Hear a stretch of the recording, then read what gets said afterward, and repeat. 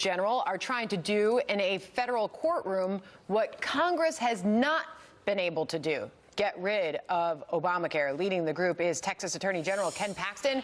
He joins us now. So can you succeed, Ken, where Congress has failed? I think we're very likely to succeed. If you'll remember, the U.S. Supreme Court said that Obamacare was tethered to the Constitution by a very thin thread, and in this case, the thread was the penalty.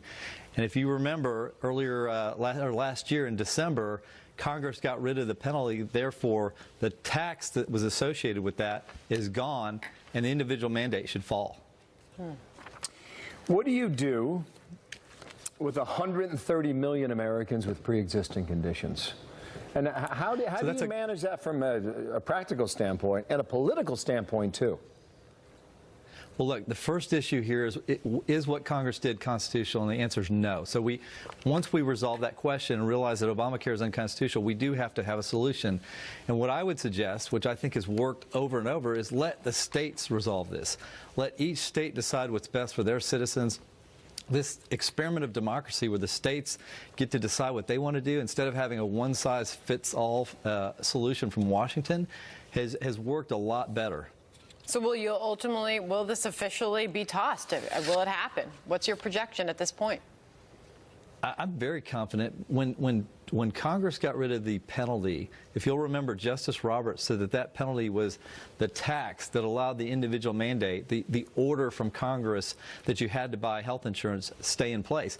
But he acknowledged that by itself, the individual mandate, no, Congress cannot compel you to buy anything, whether it's a house or a car or insurance. And in this case, that's what they're doing. All right. You have a court in front of you, I believe, that's more conservative, you would agree, than you would find perhaps on the coast, East Coast, West Coast? Does that give you a greater chance of getting out of court initially?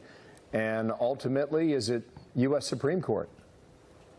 No, absolutely. When we have a court that actually cares about the Constitution, we're much more confident. And so if we've got a court that's looking at this based on the statute and the Constitution, we feel very confident it'll be struck down, and then obviously it'll likely be appealed to the Fifth Circuit and then ultimately the U.S. Supreme Court. Would you make that same argument before Brett Kavanaugh was nominated?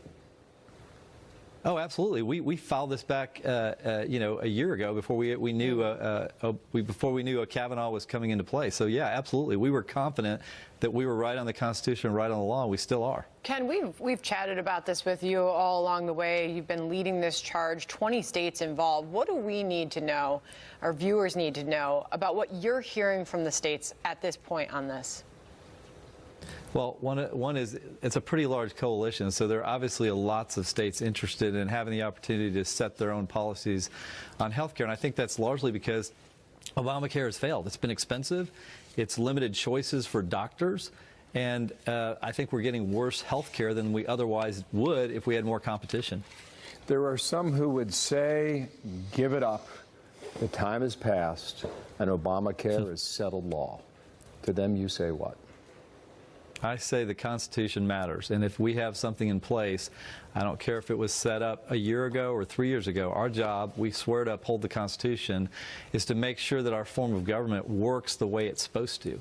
And if we have exceptions to that, then we start changing the way our government is operating, then it limits the ability of people to have impact on their government. Just want to give an idea of what Democrats are saying on this. Chuck Schumer, leading Democrat on this lawsuit, says the Republican-backed lawsuit that seeks to take away protections from people with pre-existing conditions makes the stakes as high as could be. To him, you say what?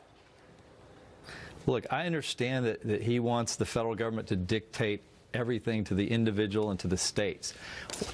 Certainly in Texas and these other 20 states, we want the opportunity to provide our own resources and our own ideas. We think those will work better than what Chuck Schumer has pushed forward with Obamacare.